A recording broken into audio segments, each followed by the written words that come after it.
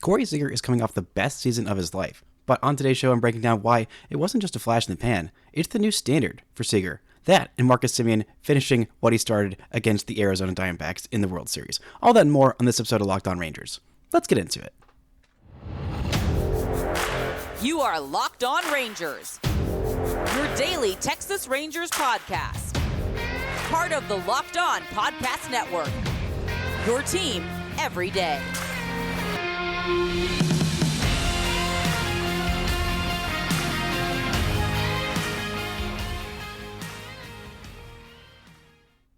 You are locked onto the World Series champion Texas Rangers. I'm Bryce Patrick, a cripplingly addicted Texas Rangers fan covering this team for 10 seasons, including all 5 as the founder and host of this podcast. Thank y'all so much for making Locked On Rangers your first listen every single day. If you're not already, you can follow me on Twitter at Bryce Patrick. You can follow the show at Locked On Rangers. Hit subscribe on your favorite podcasting platform and on YouTube, where the best way you can help grow the show is to comment nearly any single thing below. Now, before we get into Marcus Semien picking up where he left off against the Diamondbacks, John Smoltz saying that he wasn't biased against the Rangers, and Corey Seager's new level of expectations. Today's episode is brought to you by FanDuel. Make every moment more. New customers, join today and you'll get $150 in bonus bets if your first bet of $5 or more wins. Just visit FanDuel.com/lockedon to get started. Now, the Rangers played the Arizona Diamondbacks on Tuesday in Arizona, and, well, last time that happened, you might remember the game. It was November 1st of 2023. It ended with a Josh Sborz glove spike and was really actually ended by a Marcus Semien capping home run to make it a 5-0 lead for the Rangers to win their first ever World Series championship. A delightful moment, but almost equally delightful was this 10-3 drubbing in the Cactus League. I'm sure just as important as the World Series Game 5 that won this franchise its first ever championship, won most of those players their first ever championship. But no, this Cactus League game, I'm sure, equal stakes for the young men wearing those Texas Rangers uniforms. And the last at-bat Marcus Semien had in the postseason was a home run against the Arizona Diamondbacks, and his first home run in spring training, the Rangers' first home run in spring training, of course, came in his first game against those Arizona Diamondbacks. Of course, it was on the road. Of course, it was Marcus Semien against one of the new best pitchers on this Arizona Diamondback staff in Eduardo Rodriguez, who had just a really rough day at the ballpark. I mean, 1 inning, 4 hits, 4 earned runs, couple walks, couple home runs, just not the outing that they were hoping for. It is spring training for everybody, and his first outing for the Diamondbacks, not the best one, but it doesn't particularly matter. A big offensive day for the Rangers in general, a hit and a walk for Marcus Semien, and also we got to see the first base knock of Wyatt Langford's spring training, which of course came off the bat at 103 miles an hour because nothing that dude hits is soft. Some hard contact from all around from Davis Wenzel, 107 miles an hour off the bat. Not the hardest hit ball of the day. Josh Smith and Nathaniel Lowe both hit one 108.6 miles an hour off the bat. I mean, Josh Smith, when he gets into one, he really has got a lot more power than plays up in games. I mean, I remember him hitting a ball 110 plus miles an hour for a massive, massive shot. I believe that was against the Astros in the regular season. But Smith has got some pop in there. He's got some good plate discipline, and he's a good defender at shortstop. I mean, people kind of forget how good this guy can be, and the fact that he is maybe your second backup shortstop shows how good a place this Rangers roster is in when you've got guys like Josh Smith as your, third string shortstop, your second string utility player. The guy can hit. The guy can field. He is a good overall player. And just seeing these Rangers play up against the Diamondbacks, I mean, the jokes, the tweets, the broadcast comments, they write themselves. I mean, just saying, oh, yep, here we go. Here's the Rangers against the Diamondbacks, and here they go. They have a 4-game winning streak against the Diamondbacks. And just, I mean, I feel like every single moment of the spring training, every moment of, this offseason, it's just been, at least on this podcast, it's been me saying, hey, remember when the Rangers won the World Series? And, playing against the Diamondbacks made that all the more easy. Just saying, hey, look at these two teams. facing off against each other. I wonder if Diamondbacks fans absolutely hated that. I'm sure my fellow Locked On Podcast Network host, Miller Thomas, host of Locked On Diamondbacks, he did not appreciate me tagging him in Marcus Semien's home run from the World Series. He did not like that, and I apologize to Millard, who was not feeling it. And I wonder if Diamondbacks fans in general feel vitriol towards Rangers fans. I remember when the Rangers lost the World Series in 2010 to the Giants. They just got beat. They won one game. And I didn't feel a whole lot of vitriol towards Giants fans or Bruce Bochy at the time or Tim Lincecum or Buster Posey. Just like, yep, they beat the Rangers. Good on them. Hat tip. Mad respect. But 2011 was clearly a different story. I'm going to have a hard time not harboring resentment for the St. Louis Cardinals for the rest of my life, even though the Rangers got their championship, even though that monkey is off their back, even though that drought is gone, that curse is done, that Game 6 David Freese home run can't hurt us anymore. The triple can't hurt us anymore. None of it can hurt us anymore, but I still have a little bit of resentment, and I'm curious if Diamondbacks feel that against the Rangers, which is funny because, you know, how every American League team has a National League team that Major League Baseball decides, this is your interleague rival. This is the team you're going to play a home and home with, 2 games at home, 2 games on the road every single year. For some teams, it makes more sense. When the Rangers had the Astros in the National League, it was the interleague rivalry. Let's say international rivalry, not international. The interleague rivalry was the Astros. Now that has changed to the Diamondbacks, which there wasn't a whole lot tying these two teams together. And so one good part of this World Series that I think we're overlooking is that every year the Rangers are going to get to go to Chase Field. And every year when that happens, we're all going to say, I have some pretty nice memories at Chase Field. I mean, maybe you weren't there. I wasn't there. But I remember watching some games that happened at Chase Field, and I remember the Rangers not losing at all in Chase Field and winning a championship, and that Josh Boers called strike 3, and that Josh Boers glove spike, and everything about this World Series that comes with those memories. But this was a nice little fond memory, playing off against Arizona in the desert, in Arizona, winning against Arizona, and just having those memories come flooding back. I mean, any opportunity to remember any part of that World Series run, I'm going to be so annoying about it all year and probably for the rest of my life about saying, oh, hey, the Rangers are playing against the Orioles. Remember when the Rangers swept the Orioles in the ALDS? Oh, hey, the Rangers are playing against the Rays today. Remember when the Rangers swept the Rays in the wild card round? Remember how every time the Rangers have played the Rays in the playoffs in the first round, they have gone to the World Series? That still holds true. That still very much holds true. And you better believe every time the Rangers and Astros square off, especially in Minute Maid Park, I'm going to be really annoying and remind every Astros fan on the planet, hey, do you remember what happened the last time the Rangers and Astros faced off in the playoffs? The last time that the Rangers played there at Minute Maid? The Texas Rangers have an active 5-game winning streak at Minute Maid Park, and I was delighted to see the Astros promoting the series against the Rangers in Houston as a rematch of the ALCS, like the Rangers don't have a 5-game active winning streak at Minute Maid Park.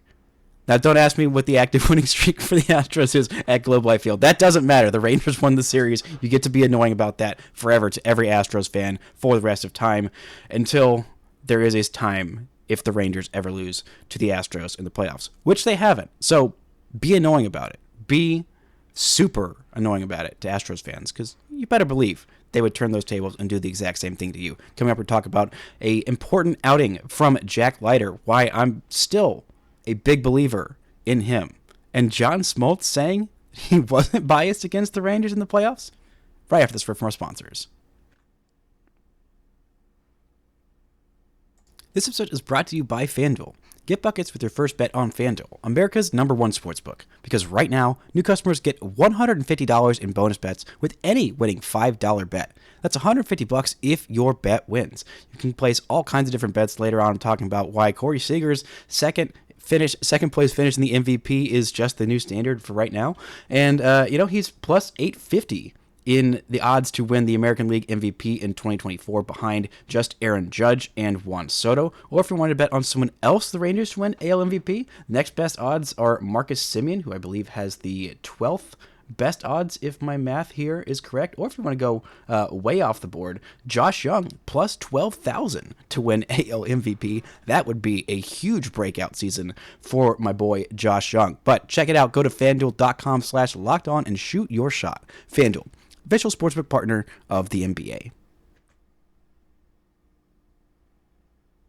Shout out to the Everydayers for making Locked On Rangers your first listen every single day. On tomorrow's show, I'll be back and talking about what to expect from Josh Young in his second full season in the big leagues. Now, yesterday's game, we saw a massive offensive outburst for the Rangers hitters. Pitchers were fine. Dane Dunning had a solid outing, had a couple of strikeouts finally. Got to see the strikeout ball for Dane Dunning. I'm not entirely sure if he was throwing his new pitch. He only threw it once in his first outing and spiked it very badly. I'm still convinced that pitch is a splitter, but he is not giving any actual updates on what that pitch is. He's trying to be very secretive about it. But one of the only other pitchers that pitched multiple innings in that game for the Rangers was Jack Leiter. Couple innings, 4 hits, some very hard contact for him, even in the flyouts. Did get a strikeout, 1 earned run, but the important thing, no walks for Mr. Jack Leiter. Now, the problem with Leiter, there's been a few different problems, mainly the lack of ability to make adjustments, the missing glove side pretty much every time with his fastball, and just the very high walk rate. That has been a big problem for Mr. Jack Leiter. But one of the things I found very interesting, I wanted to see a little bit more of his off-speed stuff, his breaking pitches. I'd like to see him use that a little bit more effectively for some called strikes, because if he can get some called strikes with that curveball, with that slider, and then get hitters to respect it, and then chase out of the zone, that will be very, very effective. He has been relying quite a bit on his fastball. He also got a strikeout with his cutter. Those are the 2 pitches that he threw the most. The 4-seam fastball, which was sitting in the mid-90s, which was very nice. The max velocity was 98 miles an hour on that pitch, which was really nice to see. And getting a swing and miss from the cutter, a new pitch he kind of incorporated in the back end of last year. His dad had a very, very nice cutter. As a lefty, it worked very well for him. I think the cutter will add a lot to his repertoire if he can keep that curveball and that slider as both very good pitches. Also threw a sinker, which I don't think I've ever seen him throw a sinker before. So that's a nice addition to his repertoire to get people off the 4-seam fastball, which he has been absolutely living and dying with. And even though he is, struggled with those walks when he's been in the zone, a lot of times he has given up a lot of hard contact. He has not thrown quality strikes. And because hitters don't have to respect his curveball and his slider, being able to get those called strikes with those pitches, it makes him be able to just sit on the fastball. And even though the fastball has a lot of velocity and it has a good shape to it as well, if big league hitters are, even if advanced, minor league hitters know that they can just basically sit on your fastball, they're going to tee that thing up. And so getting the control, the command of that curveball, of that slider is going to do huge things for him, just trusting his stuff and not trying to be too perfect. That was one of the things that he talked about after the game. He talked with Sean McFarland of the Dallas Morning News about how a lot of times he's putting too high of expectations on himself to try and go out there and be too perfect. And Bruce Bochy also said after the game, he said, hey, just trust your stuff. Just go out there and do your thing. Try not to overanalyze everything. I think he's definitely a very heady, very analytical pitcher, a guy who wants all the data. I mean, Vanderbilt is a place where you can get all the data. I think that's definitely a big reason why he chose to go there, chose to pitch there. He is not one of those guys who's just a feel guy and throw the numbers out. He is very meticulous, very analytical, very detail-oriented about every single bit of his arsenal. And so I think kind of simplifying things might be helpful for him. I'm still a big believer in Leiter and him just going out there and trusting his stuff and just pitching. Just go out there and pitch and go at guys. I think when he's done that, he has had his most success in the minor leagues, and I would really like to see him go out there and just do that this year. I'm still not entirely sure what the Rangers should expect for him in this year. I mean, he was averaging 96 miles an hour with the fastball. That was very good. The cutter was averaging about 88.5 miles an hour. That was solid. But I think getting those breaking pitches a little bit more under control, because one of the things that made him such a high draft pick, made him so intriguing as a prospect when the Rangers were drafting him, was because both those breaking pitches profiled as pitches that could be plus to double plus even at the big league level.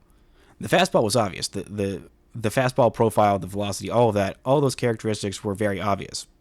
But, again, like I've said, if big league hitters know what's coming, it doesn't matter how good or how fast that fastball is. It doesn't matter if you're throwing Jacob deGrom's fastball and it's, averaging like 100 miles an hour with crazy spin on it, and you can throw it on a dime exactly where you want.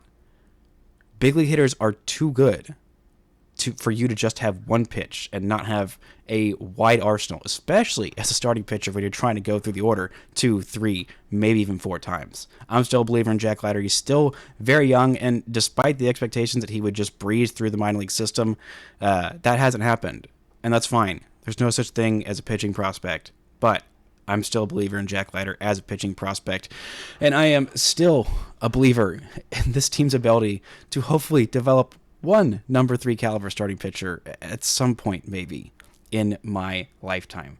Now, some news that came out the other day was from John Smoltz, who went on 105.3 The Fan, who had some things to say on his own behalf about his call of the Rangers' run through the World Series.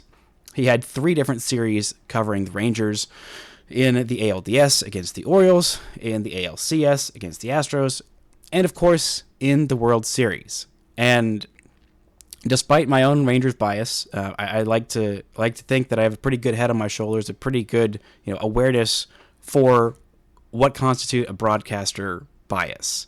It's been a while since the Rangers have had a lot of nationally televised games, and so a lot of other fan bases were saying, "Oh no, you Rangers fans, you're totally overreacting. You don't even know what it's like to be on a national broadcast. So you don't know what it's like to not have just homers on your broadcast." And I absolutely push back on that. Rangers fans have had national broadcasts before. It doesn't take a completely unbiased fan to see, oh, some of the things that John Smoltz was talking about, some of the rants that he was going on, and some of the things that he was saying were just very clearly anti-Rangers. And some of the quotes that he had to defend himself just kind of made me laugh. When asked about him having any bias against the Rangers on 105.3 The Fan, John Smoltz said, quote, "It's the most ridiculous claim in the history of baseball." The most ridiculous claim in the history of baseball. Really, John Smoltz? Really? There have been a lot more ridiculous claims in the history of baseball, my guy. There have been too many to count. There were some claims that the Rangers would finish 4th in their own division. I feel like that was a little bit more ridiculous than saying John Smoltz had some anti-Rangers bias in him. There were some claims that Yadier Molina was the most valuable player in baseball for the duration of his career. I feel like that's a little bit of an overreaction. There were some people saying that paying for Corey Seager was a ridiculous overpay, and paying for Marcus Semien was insane for the Rangers' stage of rebuild when they signed those 2 guys. And I feel like that was a little bit more of a ridiculous claim in the history of baseball than saying that John Smoltz was a little biased against the Rangers. Now, he did have some nice things to say. He did have some occasionally very complimentary things to say about the Rangers in this interview. Now, was it just because he was on the flagship station of the Texas Rangers giving this interview? Maybe. Maybe that influences his saying, but it wasn't like it was insufferable, especially as Rangers fans who have been so tortured, and just playoff baseball in general is so torturous for any fan base that any little comment, any little snide, aside, whatever, it can definitely get blown up a little bit out of proportion. But I don't feel like any of those things that I was saying about John Smoltz, or that you were probably saying about John Smoltz, or the Rangers fans writ large were saying about Mr. Smoltz during that playoff run were unfair or unreasonable. But I do want to give Smoltz credit in the compliments that he did give the Rangers about this World Series run, which has been given a lot of flack by outsiders. Oh, nobody watched. Oh, it doesn't matter, blah, blah, blah, blah, blah. Which, again, doesn't matter because the World Series still counts the same, so shut up, haters. You mad. Anyway, this is what John Smoltz had to say, complimentary about the Rangers in this World Series. Quote, "This World Series and this playoffs was unbelievable. Nothing made sense, and that's why it was so unique and so great. And it's why it's one of the best championships I've seen in a long time. From the route the Rangers took, they have something special. And I said throughout the entire broadcast, even though it seems like none of your fans listened, I said that they have the special sauce in their locker room. The analytics didn't explain it, and it's because the manager and the management were so connected. They did things in ways, made moves, and just hung in there, and it's a credit to them. No way ever will a team go undefeated on the road again and in the postseason. Ever. I still shake my head. Having gone through this and done it my whole life, that is not what you're supposed to be able to do, and they did it." End quote. That was a very nice thing for John Smoltz to say. And I agree that even though it wasn't the most watched World Series ever, one of the nice things is that anytime some playoff team goes on a heater on the road, they're going to bring up that 11-0 road record for your Texas Rangers as something that I don't think we will ever see in the history of baseball yet again. And the thing that makes me love it even more is that when asked to explain it, Mitch Garver said, "It's because we're all fat guys and we eat hot dogs on the road." What an absolutely delightful team and run that was. You know who else was absolutely delightful in that World Series run? It's Corey Seager. Coming up next, we're going to talk about why Corey Seager's MVP level season last year is just the new standard for what the Rangers are getting out of their superstar shortstop. Right after this word from our sponsors. This episode is brought to you by Gametime. You shouldn't have to worry about buying tickets to your next big event. Gametime is the fast and easy way to buy all the tickets for all the sports, music, comedy, and theater events near you. With killer last-minute deals, all-in prices, views from your seat, and their best price guarantee, Gametime takes all the guesswork out of tickets. I promise you this is the best way you can find to buy tickets. I mean, they make it so easy for you. It is so user-friendly. It is such a great way to buy tickets. You know, a lot of these other apps, you have all these hidden fees, and you don't know exactly what it's going to look like when you get there, and it's kind of hard to get a hold of the tickets and get them to your phone, and that is a whole mess. But with Gametime, it is so easy. You know exactly what you're getting, what you're paying up front with all the fees included, which is, in my opinion, one of the best things you can do as an app, and Gametime does it. You also get to see what it looks like exactly from your seats, and you get those tickets sent right to your phone. It is so easy, so convenient. You have got to go check it out. Take the guesswork out of buying tickets with Gametime. Download the Gametime app, create an account, and use code LOCKEDON for $20 off your first purchase. Terms apply. Again, create an account and redeem code LOCKEDON for $20 off. Download Gametime today. Last minute tickets, lowest price, guaranteed.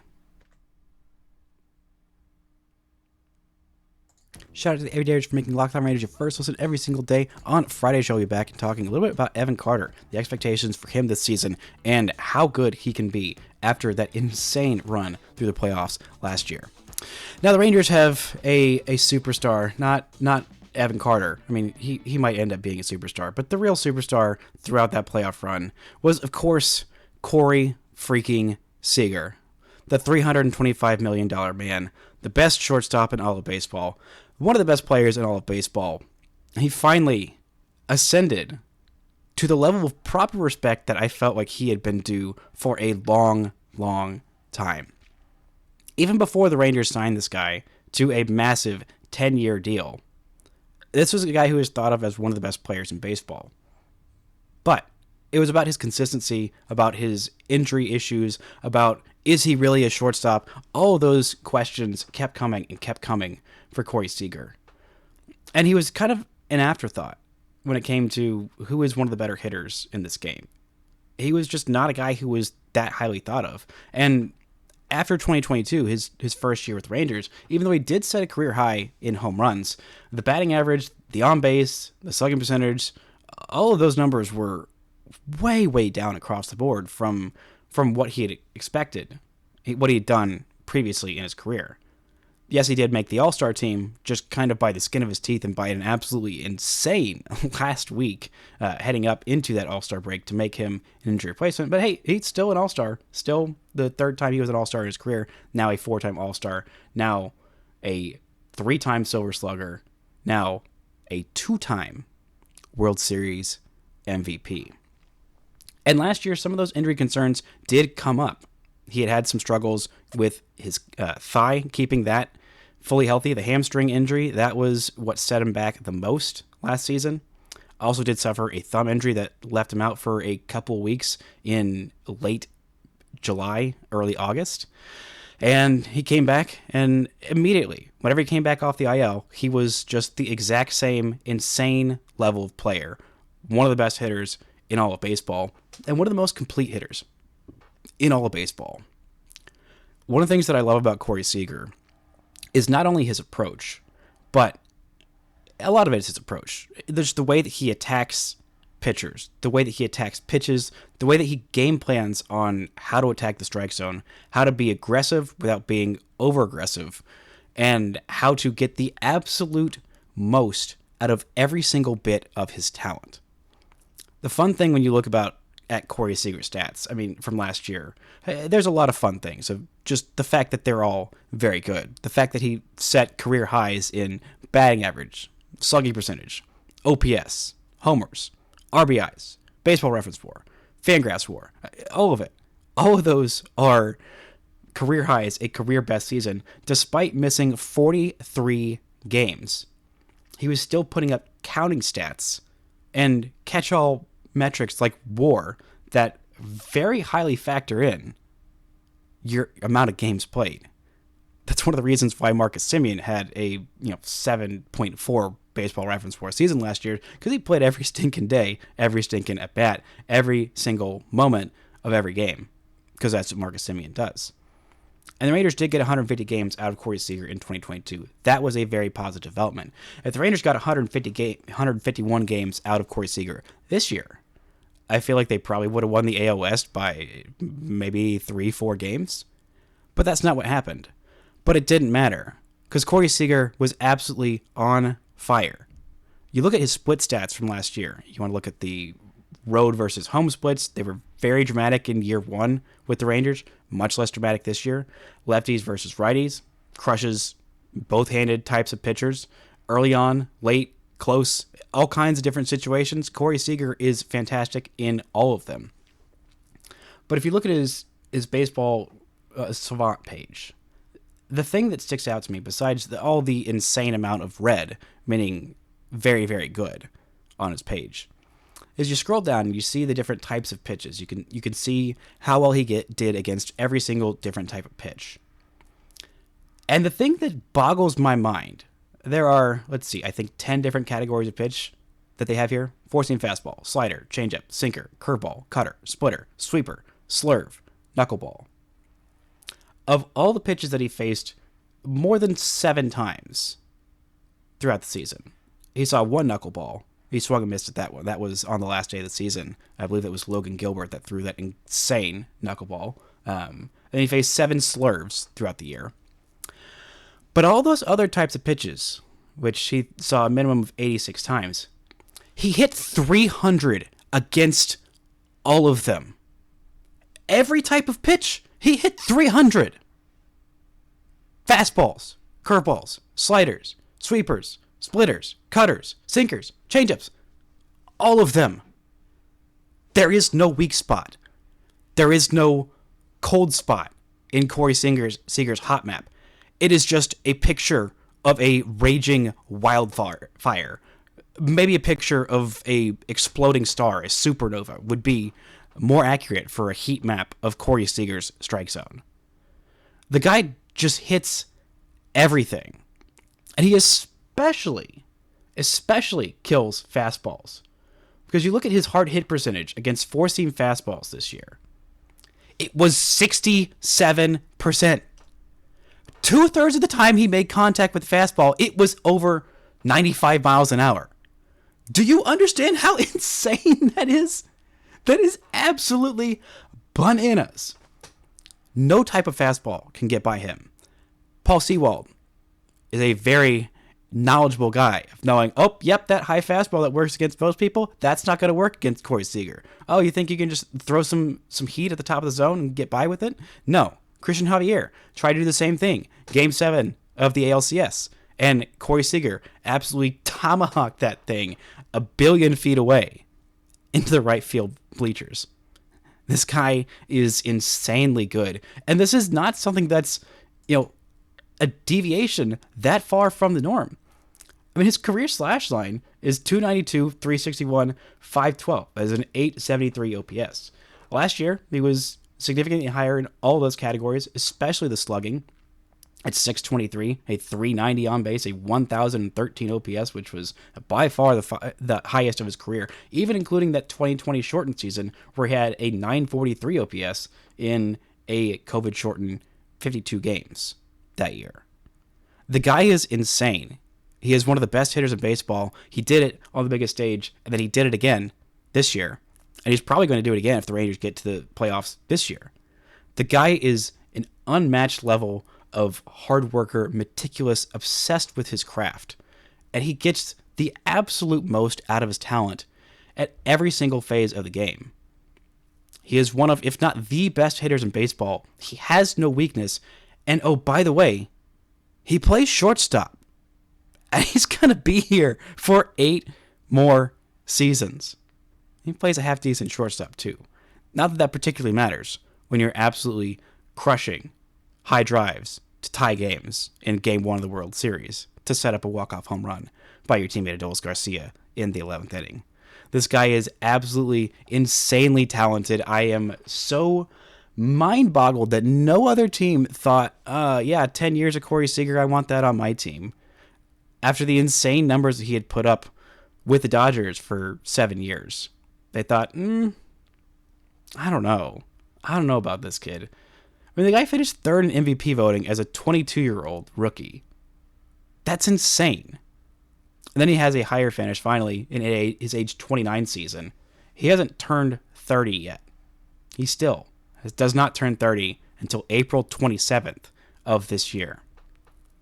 And we get 8 more years of Corey Seager, of reliving that moment, of all the moments this postseason, of all the home runs he hit against the Arizona Diamondbacks in the World Series, and the home runs that he got to hit against the Astros, and the homers that he hit against the Baltimore, homer that he hit against the Baltimore Orioles. I mean, this guy is a postseason legend. He is an absolute star, and he is one of the best players in the game. I can't believe he was only voted 6th in MLB's top 100, but hey, the guy is finally getting the respect he deserves as one of the best players in baseball. He is a massive contract. He lives up to every single bit of it after that World Series championship, and everything he does from this point on is gravy. But not for him. For him, last year just set the new standard of what this Corey Seager is going to be. An absolute superstar for your Texas Rangers. That's going to do it for today's show. Thank y'all so much for listening and subscribing. And until next time, don't forget to enjoy World Series champion Texas Rangers baseball.